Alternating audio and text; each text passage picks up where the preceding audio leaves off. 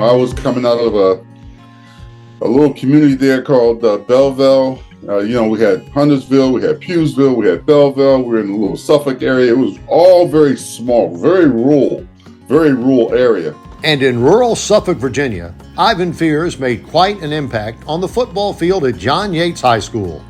You can definitely say his accomplishments were newsworthy.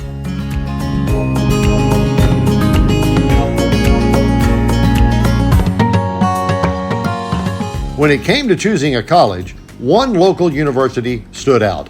I got a chance to visit William & Mary during the school day, during the actual class day, and I went to class, which was kind of exciting, and I felt very comfortable. And to me, that was very important, very important. Ivan's play on the field for the Tribe was impressive, with playing opportunities as a freshman, a rarity at that time. Then his college football playing career took an unfortunate turn. My career was sort of dominated by the knee injuries that I had. That knee injury, that thing chased me every year until my junior year, when I really got another knee on the other side that blew my career, just totally blew it out. After the surgery, the doctor told me, that's it. That's it. As sometimes happens in life to those who strive to give their best, as one door closes, another one opens. So my career was over. I was kind of lost a little bit.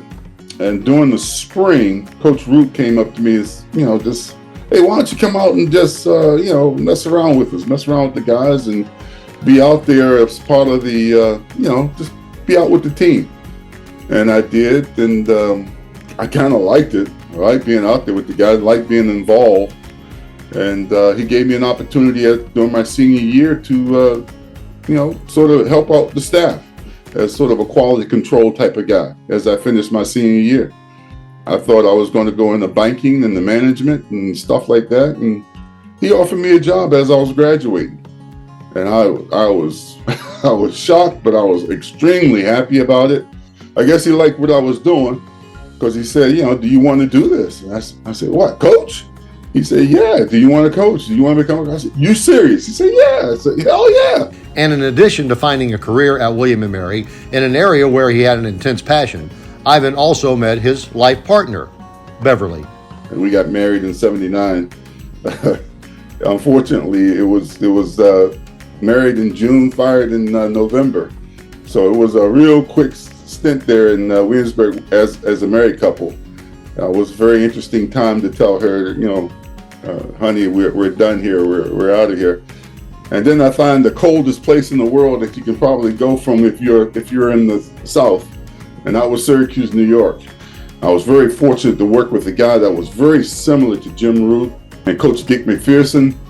And when Coach Mack decided he had enough in college, he decided he was going to the pros. He took me with him, and I was very happy to go. It was lucky. It was a great move for us.